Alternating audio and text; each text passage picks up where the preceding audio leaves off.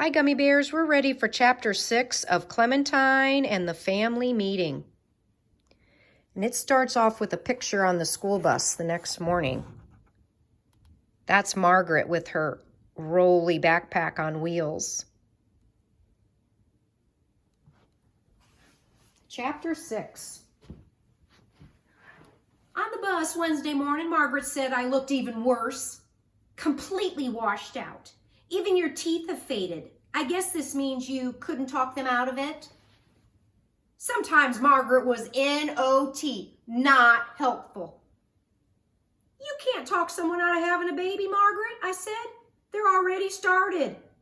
It's already kicking my mom and stuff. Well, then what are they going to name it? A fruit like you or a vegetable like your brother? I looked at Margaret. That was a really good question. My brother has a regular name, I reminded her. I just call him vegetable names to make things fair. Still, I think the baby should have a food name. Maybe a soup name, Margaret said, or a sandwich, or a dessert.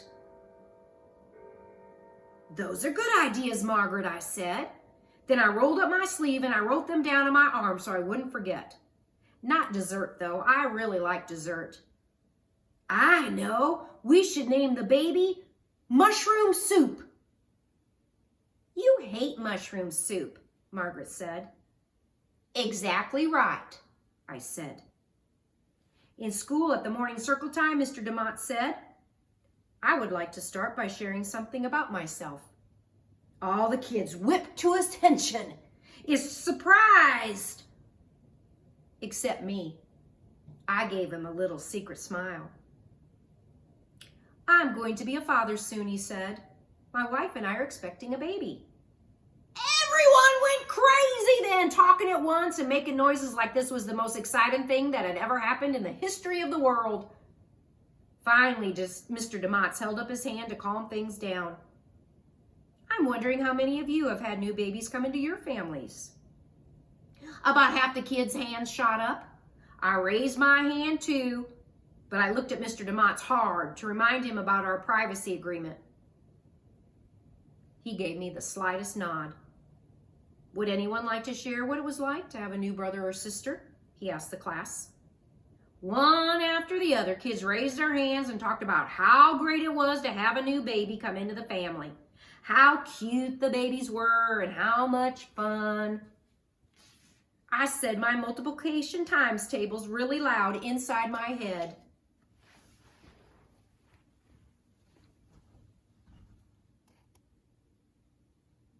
Is there anyone else here who would like to share something? Mr. DeMott looked around the circle. His eyes stopped at me for just a second, and he raised his eyebrows. Nope, I said. Nobody else here has anything to share. The rest of the day didn't get any better. I went to the Lost and Found, and there were 11 winter hats there. None of them were mine. On the way back, I stopped Mr. Riley, the custodian, and asked him to keep an eye out for 18. But he said a 6th grader had knocked a water fountain off the wall, and it would be a miracle if he could keep the whole 2nd floor from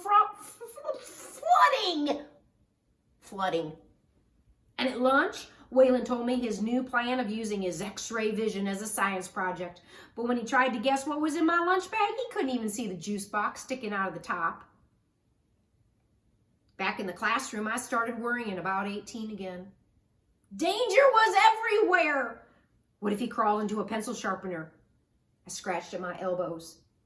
What if he got trapped in a locker? I scraped my itchy shoulders up and down the back of my chair. What if he wandered into the boys' room and got flushed down the toilet? My scratchy skin wanted to peel itself off my bones. Finally, I excused myself and left to see Principal Rice. Okay, fine. I didn't actually excuse myself and leave. My teacher sent me.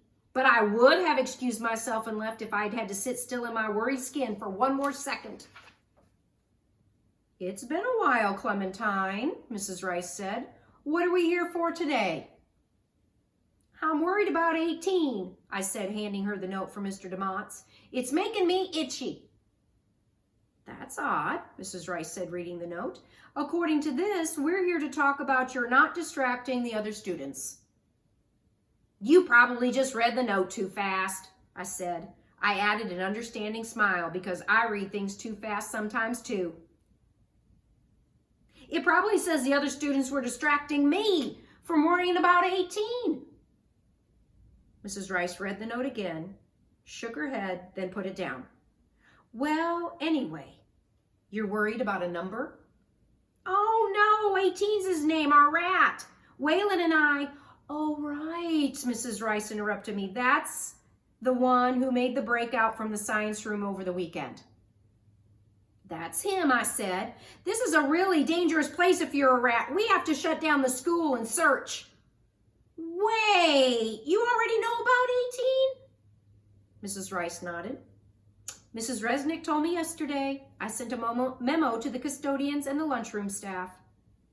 You already did? Well, good, I said. But somehow I didn't feel good. Finally, it hit me.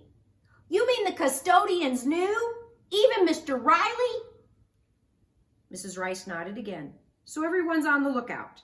I hope that's going to cut down on the distractions in your classroom, whoever is distracting whom.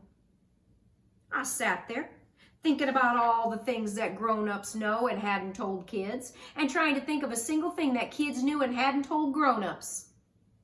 Finally, I came up with one. My teacher is getting a baby, he told us today. Yes, I know. It's exciting news, isn't it? You knew that too? I knew that too, Mrs. Rice said. Can I be all done being here? I asked. That depends, Mrs. Rice said. Are you still feeling itchy? I said no, which was true. Now I was feeling too mad to be itchy, and I went back to my classroom.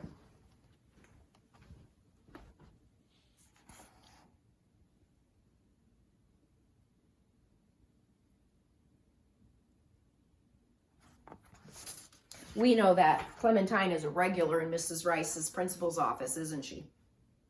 I was still mad when I got home from school. I announced my bad mood when I opened the door. It's just me, sport, my dad called, coming into the hall. Your mom's at the library with your brother. What's the problem? Everything, I growled. My dad pulled his apartment manager keys out of his pocket. Do you need to take a few rides in the elevator? Usually when I'm upset, riding the service elevator calms me down. Not today. I shook my head. What I need is to find my last year's winter hat.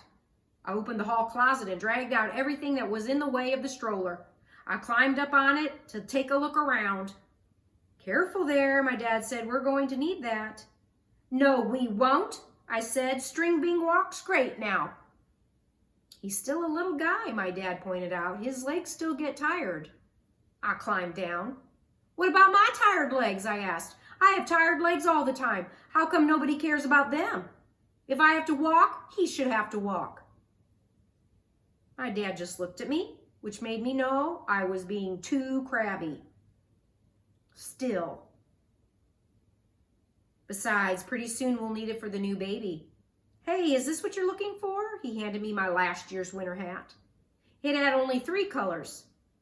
There were no yarn tails sticking out. It looked tight and itchy. I threw it into the back of the closet. Want to tell me what else is wrong? My dad asked.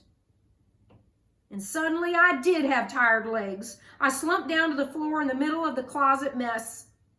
My dad sat down beside me. He tucked his keys back into his pocket and got a pack of gum out. Huh. As if this was a big surprise to him. Wonder how that got in there. He unwrapped 2 sticks and gave me one. We sat there for a few minutes, chomping hard.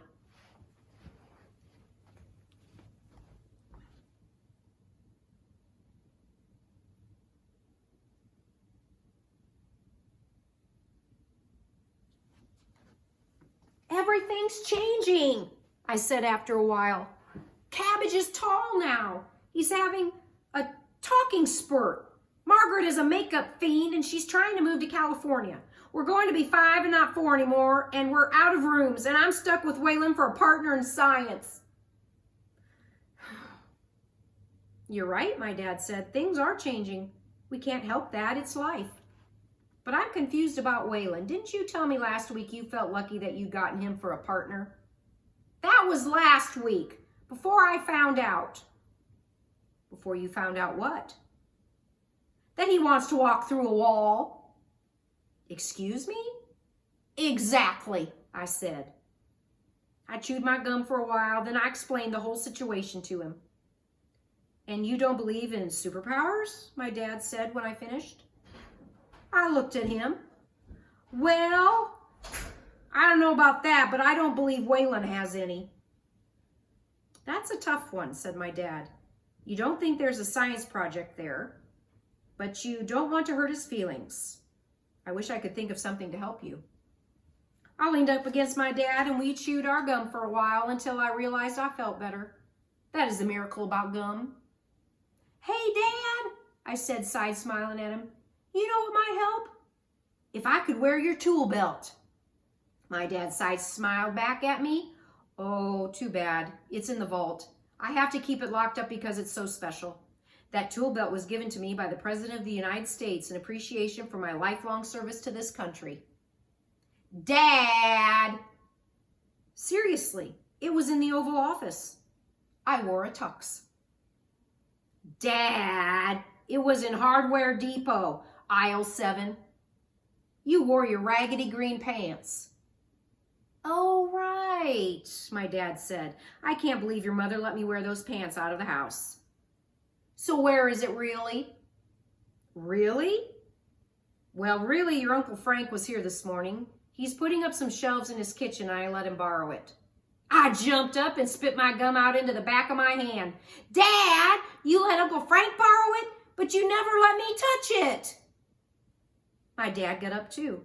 Clementine, what is the deal with my tool belt? I've never seen you so obsessed. It's just, I said, trying to figure it out myself. It looks so cool. It's got all your tools, and if I wore it, I could build something anytime I wanted. And you want to build something? Yes, of course. My dad looked at me like he was seeing a new person. I didn't know that about you, he said at last. Well, I didn't know it either, I admitted, until I saw that tool belt.